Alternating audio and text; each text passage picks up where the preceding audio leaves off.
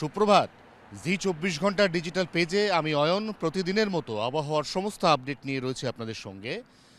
পরশুদিন দিনের সর্বোচ্চ তাপমাত্রা এই কলকাতায় ছিল 32.2। গতকাল সকাল থেকে মেঘলা আকাশ এবং বৃষ্টির হাত ধরে সেই তাপমাত্রা এক লাফে নেমে এলো 26.8-এ, যেটা এই সময় স্বাভাবিক তাপমাত্রা থেকে 3.7 ডিগ্রি কম। কিন্তু এই স্বস্তি কতদিন? প্রশ্ন তুলে দিল আলিপুর আবহাওয়া দফতর। তাদের পূর্বাভাস অনুযায়ী আজ আবার দিনের তাপমাত্রা পৌঁছতে চলেছে 30-এর ঘরে। রাতের তাপমাত্রা একইভাবে সামান্য কমেছিল, গড়ে প্রায় 1.5 ডিগ্রি করে রাতের তাপমাত্রা গতকাল প্রত্যেকটি জেলায় কমেছিল। সেই তাপমাত্রা আজ রাতারাতি আবার বাড়তে চলেছে 2 ডিগ্রি।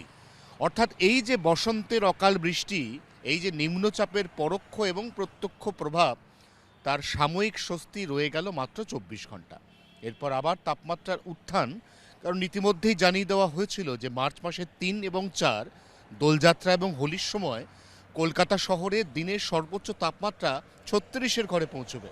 পশ্চিমাঞ্চলের জেলায় মার্চ মাসের 3 তারিখ সর্বোচ্চ তাপমাত্রা পৌঁছতে পারে 37-38-এর ঘরে, যার অর্থ মার্চ মাসের একেবারে প্রথম থেকেই আবারও নাজেহাল গরমে হাঁসফাঁস করতে চলেছে গোটা বঙ্গ। উত্তরবঙ্গের পরিস্থিতিও কি খুব ভালো? আলিপুর আবহাওয়া দপ্তর বলছে পার্বত্য দুটো জেলা অর্থাৎ দার্জিলিং এবং কালিম্পং বাদ দিলে উত্তরবঙ্গের সমতলের জেলাতেও একই রকম গরম। তার সঙ্গে জলীয় বাষ্পের অস্বস্তি ফিরতে চলেছে আজ অথবা আগামীকালের মধ্যে।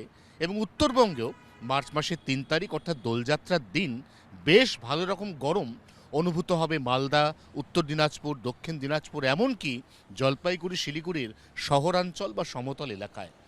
এই অবস্থায় সবথেকে গুরুত্বপূর্ণ প্রশ্ন, যে সিস্টেমের হাত ধরে গতকাল বৃষ্টি হলো, সিস্টেমটি এখন কোথায়? সিস্টেমটি অকার করেছিল উত্তর পূর্ব বঙ্গোপসাগরে। এই মুহূর্তে মধ্য বঙ্গোপসাগরে একটি সাধারণ ঘূর্ণাবর্ত হিসেবে ওই সিস্টেমের অবস্থান। তার সঙ্গে রয়েছে আরেকটি ঘূর্ণাবর্ত, যেটা একেবারে পশ্চিমবঙ্গের উপকূল থেকে উড়িষ্যা পর্যন্ত বিস্তৃত, এবং তার সঙ্গে অবশ্যই রয়েছে একটি অক্ষরেখা, যেটা পশ্চিমবঙ্গ থেকে ওড়িশার ওপর দিয়ে চলে গেছে সোজা অন্ধ্রপ্রদেশ পর্যন্ত। এই তিনের যোগফলে আজকে সারাদিন রাজ্যে জলীয় বাষ্প বা আপেক্ষিক আর্দ্রতার পরিমাণ অত্যন্ত বেশি থাকবে। দিনের বেলায় আজ যখন তাপমাত্রা বেড়ে আবার 30-এর ঘরে পৌঁছবে, তার দোসর হতে চলেছে 92 থেকে 97% জলীয় বাষ্প।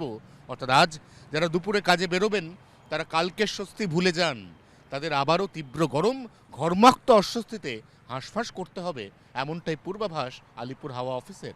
24 ঘন্টার জন্য ক্যামেরা অরিন্দমের সঙ্গে অয়ন, কলকাতা। বাংলার আওয়াজ, বাঙালির আবেগ, জি 24 ঘন্টা।